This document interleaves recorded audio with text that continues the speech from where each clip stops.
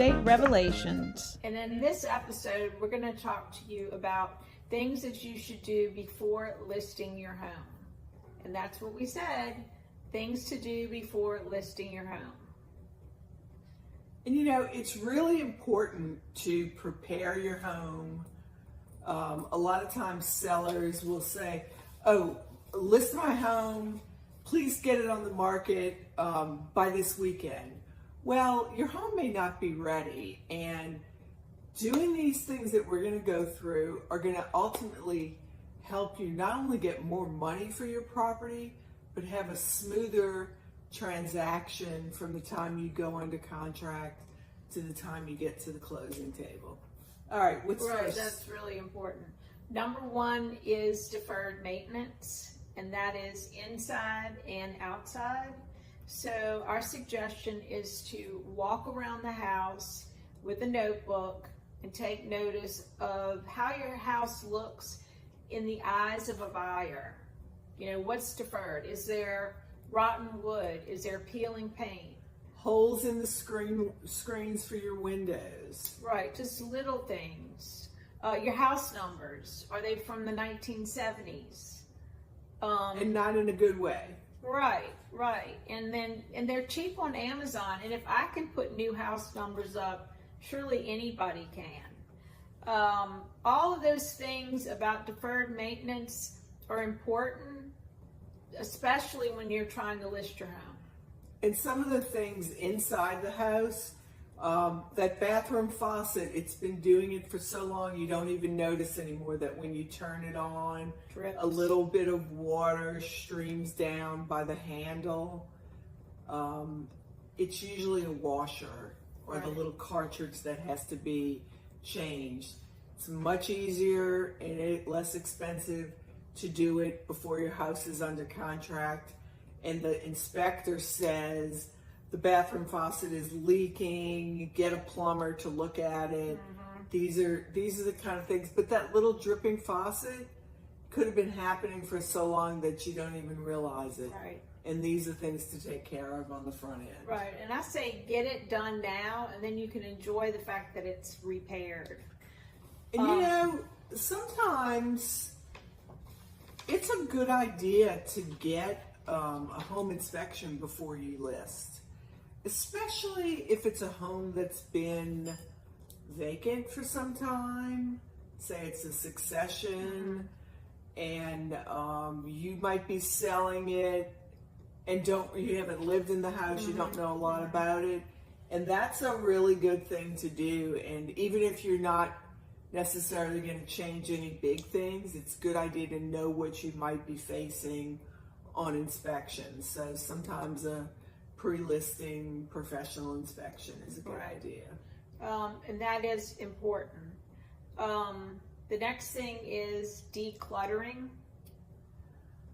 All right, so 10, 15 years ago, it was all about take down all the family photos. It has to be sterile so that the buyers can imagine themselves living in your home. I disagree with that. I think it's okay to have some family photos. I think it helps the house feel like a home. But there's a lot more to clutter beyond photographs. Yeah, and clutter just doesn't photograph well.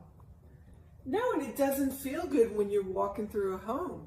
Number one, clutter usually translates to dirty and translates to, oh, there's not enough storage in this house. Makes things look smaller.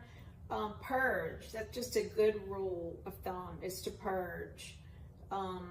Declutter the cabinets. Take things out. Dump stuff you're not using. Really and truly declutter. And sometimes you need to edit out some of the furniture. You may have wall-to-wall furniture in your den because you have big movie watching parties, but when buyers come in to see your house, they're like, they can't see past all the furniture. So we're not saying that it's not the way, we're not saying that the way you live is wrong, but editing out your furniture sometimes makes the house feel more spacious. Right, right, So declutter. right. All right, what's next? Okay, the next one is curb appeal, and that is don't forget the outside. Cut the grass, Mulch. edge, Mow, weed, trim. plant some flowers, Yeah, make it look nice and curvy. have maybe you have some really old light fixtures, and maybe it's time to update those or the numbers on the house. Right. If I can do it, anybody can.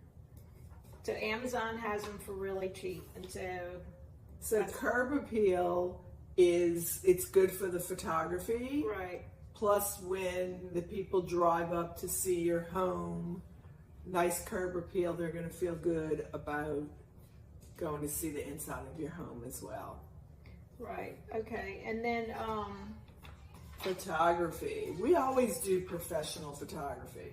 yeah, and we have a couple of photographers that we use exclusively, and we spoke to Kelly, who's one of our favorite photographers from NOLA Real Estate Marketing, and she told us that she feels like the most important thing is clutter, just like we just said, and deferred maintenance.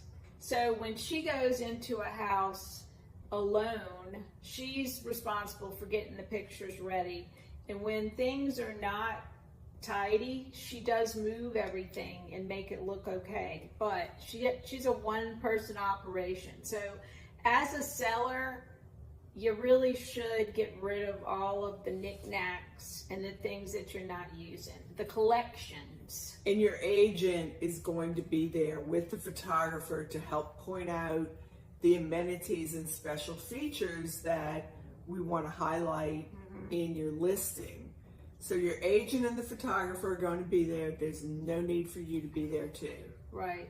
And then one of my biggest pet peeves is pressure washing. And I just don't know what else to say other than every house needs to be pressure washed. Every patio, every nook, every cranny, everything needs to be pressure washed. It looks so much better when you pressure wash a house. That adds to curb appeal and just an overall good feeling about a home that's been well maintained. Right. I mean, and we feel like money and time is important, but being clean gives your house value. Absolutely. So after you've taken care of deferred maintenance, you've decluttered, the professional photography has been done, or well, even before you do the professional photography, you're going to have the house cleaned, probably professionally cleaned. Sometimes it needs a really good deep cleaning. Clean equals value. Right. Next is going to be leave the house when there's a showing. Take your kids, take your pets with you. Have a plan. A lot of people work 9 to 5 still, or they may only be able to see the house certain times of the day. Your agent should never turn down a showing, because that could ultimately be the buyer. Yes, so part of your plan to leave needs to be, when you do leave for work or for whatever on a daily basis, make sure that there's no bath towels hanging over the shower curtain. Make sure the sink is empty. Even if you just throw everything in the dishwasher, make things as clean and tidy as possible. And then part of your plan to leave is for showings. You have to leave with your kids, and then dogs need to leave the premises with you or be crated for showings. Right. That's really important. Right. I mean, the nicest dog when you're visiting May not be. is a different animal when you're not home and strangers are coming into the house. Right. So we don't want anything unsafe to happen, and you don't want the stress on your pet either. Right. Another pet peeve of mine is light bulbs. So, even in a rental, people are like, oh, it's just a rental. Well, you know what? In photographs, all of that stuff matters. And a lot of times we will take bulbs from one chandelier and put them in others because it looks so poor when you don't have light bulbs. And we say use LED lights. It just brightens everything up, and the photographs have a tendency to look just 10 times nicer. By the way, you do have a bulb out over I just there. noticed Yeah. that. Okay. I noticed that. All right. Okay, the last thing we're going to talk about in preparing your home to be listed is the denial locker. You don't know what we're talking about yet, but you've got one. Yeah, it's called the attic. What's up in your attic? When was the last time you were in your attic? Things should not be stored in the attic. Christmas decorations, Halloween, luggage. I mean, most attics are very hot spaces, and those things are just deteriorating, breaking down anyway. So, the old hot water heater story of maybe there's one, maybe there's two, maybe there's three.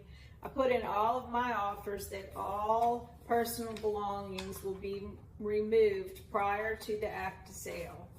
So, do you want to deal with that now, while you have that opportunity to make that first impression and have the best possible inspection report?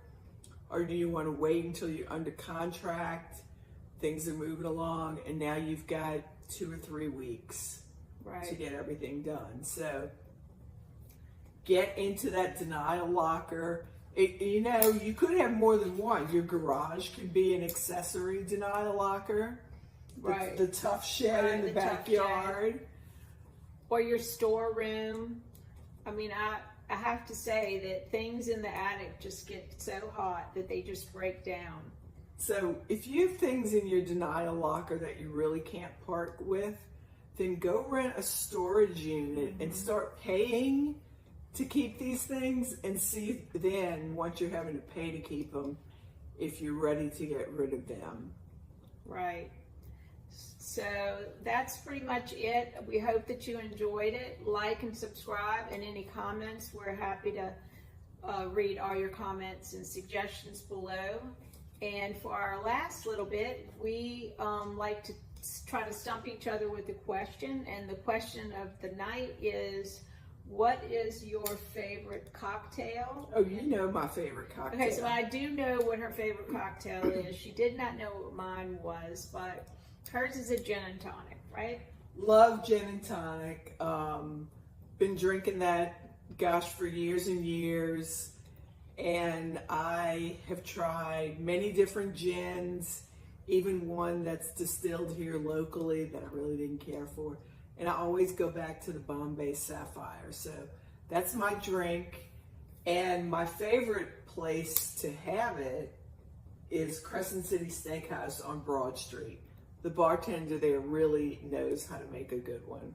So that's a really good tip. What's your favorite cocktail? My favorite cocktail is a French 75, and they serve it all about New Orleans, mainly in the French Quarter. You can find really good ones. You can get it with gin or cognac, and I always like to get it with gin. My favorite place to get it is Bar 33, Bar Vin 33, and French 75, Arno's restaurant, bar next door.